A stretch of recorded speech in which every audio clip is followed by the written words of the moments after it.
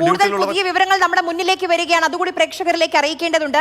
ഇപ്പോൾ ഗോവിന്ദചാമിയുടെ ചോദ്യം ചെയ്യൽ പൂർത്തിയായിരിക്കുകയാണ്. ഇതൊക്കെയാണ് വിവരങ്ങൾ. അനന്തൻ, ഒറ്റ കൈയും പല്ലും ഉപയോഗിച്ചാണ് ഗോവിന്ദചാമി തുണിയിലൂടെ കയറി മതിൽ ചാടിയത്. ഒരു കൈ ഉപയോഗിച്ച് തുണിയിൽ പിടിച്ചു കയറി, പിന്നീട് വായ ഉപയോഗിച്ച് തുണി കടിച്ചു പിടിച്ചു. എന്നാലും ഇപ്പോൾ ഗോവിന്ദചാമിയുടെ ചോദ്യം ചെയ്യൽ പൂർത്തിയായിട്ടുണ്ട്. കണ്ണൂർ ടൗൺ സ്റ്റേഷനിലേക്ക് മാറ്റിയിരിക്കുകയാണ് ഗോവിന്ദചാമി എന്നുള്ളതാണ് അറിയാൻ കഴിയുന്ന വിവരം. അനന്തൻ, അപ്പോൾ എങ്ങനെയാണ് എന്നുള്ളത് കണ്ടെത്തിയിട്ടുണ്ട്. പക്ഷെ അപ്പോഴും നേരത്തെ അനന്തൻ പറഞ്ഞത് വളരെ പ്രധാനപ്പെട്ട ഒരു കാര്യമാണ്. ഈ 10-ാം നമ്പർ ബ്ലോക്ക് എന്നത് ജയിലിനുള്ളിലെ മറ്റൊരു ജയിലാണ്. അതിന് പ്രത്യേകമായ ഒരു ചുറ്റുമതിൽ പോലുമുണ്ട്. അപ്പോൾ അത്രയും സുരക്ഷയുള്ള ഒരു ഭാഗമാണ്. അവിടെ നിന്ന് 1, 2, 3 മതിലുകളാണ് ചാടിയത് ഈ ഒറ്റ കൈവച്ച്. അതെ അതെ, ഈ 10-ാം നമ്പർ ബ്ലോക്ക് ഒരു കാലത്ത് അടിയന്തരാവസ്ഥയിലൊക്കെ അറസ്റ്റിലായ രാഷ്ട്രീയ തടവുകാരെ, പ്രത്യേകിച്ച് നമ്മുടെ മുഖ്യമന്ത്രി പിണറായി വിജയൻ അടക്കമുള്ളവർ തടവിൽ കഴിഞ്ഞ ജയിലാണ്. അത് പിന്നീട് ഇതുപോലുള്ള അതീവ സുരക്ഷാ ജയിലാക്കി മാറ്റുകയായിരുന്നു. അതിന് 2 മതിൽ, ജയിലിനുള്ളിൽ ഒരു വളപ്പ് കൂടി, 32 ഏക്കറുള്ള ഒരു അതിവിശാലമായ ജയിലാണ് കണ്ണൂർ സെൻട്രൽ ജയിൽ. അതിനുള്ളിൽ തന്നെ നിരവധി മരങ്ങളുണ്ട്. നമ്മൾ ഈ CCTV ദൃശ്യങ്ങൾ, ജയിലിലുള്ള CCTV ദൃശ്യങ്ങൾ എടുക്കുമ്പോഴും അവർ ഉദ്യോഗസ്ഥർ പറയുന്നത് ഇതിനുള്ളിൽ നിറയെ കാട് പോലെ മരങ്ങളും കുറ്റിക്കാടുകളും ഒക്കെ ഉണ്ട്. അതുകൊണ്ട് തന്നെ ഈ CCTV ക്യാമറകളുടെ ദൃശ്യങ്ങൾ എടുക്കുക പരിമിതമാണ്. അത് ഈ വൃക്ഷങ്ങളുടെ തലപ്പുമൊക്കെ മറയുന്നത് കൊണ്ട് കൃത്യമായ ഒരു വിഷ്വൽ ക്ലാരിറ്റി അതിനുണ്ടാകില്ല എന്നാണ് അവർ പറയുന്നത്. അതുകൊണ്ട് തന്നെയാണ് ഒരു 135 വിഷ്വലുകൾ അവരുടെ പക്കലുണ്ട്. അത് മുഴുവൻ അവർ പരിശോധിച്ചുകൊണ്ടിരിക്കുകയാണ്, ഇയാളുടെ നീക്കങ്ങൾ എന്തൊക്കെയായിരുന്നു എന്നറിയാൻ വേണ്ടി.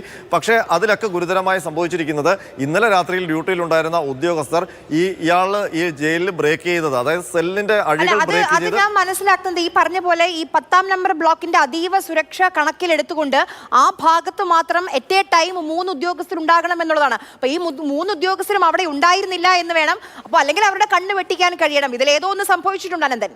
അതെ അതെ, അത് നമ്മൾ അനൗദ്യോഗികമായി ഉദ്യോഗസ്ഥരോട് സംസാരിക്കുമ്പോൾ അവർ പറയുന്നത് 3 ഉദ്യോഗസ്ഥരാണ് സാധാരണ ഡ്യൂട്ടിയിൽ ഉണ്ടാകുന്നത്. അതിൽ 1-2 ഉദ്യോഗസ്ഥർ കിടന്നുറങ്ങും. ഒന്നുകിൽ ഒരാൾ അല്ലെങ്കിൽ 2 ഉദ്യോഗസ്ഥർ എപ്പോഴും റോന്ത് ചുറ്റിക്കൊണ്ടിരിക്കും. കൃത്യമായ ഇടവേളകളിൽ അവിടെ പോയി ഈ സെല്ലിലൊക്കെ പ്രതികളുണ്ടോ എന്ന് നോക്കുകയും ചെയ്ത് സ്ഥിരീകരിക്കുകയും വേണം എന്നുള്ളതാണ് സാധാരണഗതിയിലുള്ള ഒരു രീതി. പക്ഷേ ഇന്നലെ അതൊന്നും ഉണ്ടായിട്ടില്ല. ആരും അങ്ങനെ കറങ്ങി നടന്ന് പ്രതികളെല്ലാം സെല്ലിലുണ്ടോ എന്ന് നോക്കുന്നതിൽ പരാജയപ്പെട്ടു. അപ്പോൾ ഈ 3 പേരും നല്ല മഴ, ആ മഴയത്ത് കിടന്ന് ഉറങ്ങിപ്പോയി എന്ന് വേണം കരുതാൻ. മാത്രമല്ല CCTV വിഷ്വലുകൾ ആ സ്ക്രീനിൽ വരുമ്പോൾ അത് പരിശോധിക്കേണ്ട ഉദ്യോഗസ്ഥരും അത് ശ്രദ്ധിച്ചിട്ടില്ല. ഇങ്ങനൊരു നീക്കം, പ്രത്യേകിച്ച് രാത്രി ജയിലിൻ്റെ അന്തരീക്ഷം നമുക്കറിയാം. ഉദ്യോഗസ്ഥർ മാത്രമാകും പുറത്തുണ്ടാവുക, എല്ലാ സെല്ലും അടഞ്ഞു കിടക്കും. അത് കൃത്യമായി എണ്ണം എടുത്ത് വൈകുന്നേരം അകത്ത് കയറ്റി ലോക്ക് ചെയ്യുന്നതാണ്. പിന്നീട് പിറ്റേന്ന് രാവിലെ പുറത്തിറക്കുമ്പോൾ അതേ എണ്ണങ്ങളുണ്ടോ എന്ന് നോക്കുകയും വേണം. അപ്പോൾ ഇന്നലെ രാത്രി ഡ്യൂട്ടിയിലുണ്ടായിരുന്നവർ ഇതൊന്നും ശ്രദ്ധിക്കാതെ എല്ലാവരും ഉണ്ട് എന്ന് കണക്കും കൊടുത്തിട്ട് അങ്ങ് പോയി. പിന്നീട് ജയിലിൻ്റെ പിൻഭാഗത്തെ തെക്കുഭാഗത്തെ മതിലിൻ്റെ മുകളിൽ നിന്നൊരു കയറ് പോലെ തുണി കെട്ടിയിട്ടേക്കുന്നത് കണ്ടപ്പോഴാണ് ഒരാൾ ചാടിപ്പോയി എന്ന് മനസ്സിലാക്കുന്നത്. അപ്പോഴാണ് പരിശോധിക്കുമ്പോഴാണ് പറഞ്ഞ ഏറ്റവും പ്രധാനപ്പെട്ട പുതിയ വിവരങ്ങൾ ഇങ്ങനെയാണ്. ഇപ്പോൾ ഗോവിന്ദചാമിയെ കണ്ണൂരിൽ നിന്ന് അതീവ സുരക്ഷയുള്ള തൃശ്ശൂരിലെ വിയൂർ ജയിലിലേക്ക്, വിയൂർ സെൻട്രൽ ജയിലിലേക്ക് മാറ്റാൻ തീരുമാനമായിട്ടുണ്ട്. നേരത്തെ ആനന്ദൻ പറഞ്ഞതുപോലെ ഒരു തവണ ജയിൽ ബ്രേക്ക് ചെയ്തു, കണ്ണൂർ ജയിൽ ബ്രേക്ക് ചെയ്ത വ്യക്തിയാണ് ഇപ്പോൾ നിലവിൽ ഗോവിന്ദചാമി. ഇനി അവിടെ തന്നെ താമസിപ്പിക്കാൻ കഴിയില്ല. അതുകൊണ്ട് ഇപ്പോൾ വിയൂരിലേക്ക് മാറ്റാനാണ് പ്രാഥമിക ഘട്ടത്തിൽ ആലോചനകൾ നടന്നുകൊണ്ടിരിക്കുന്നത്.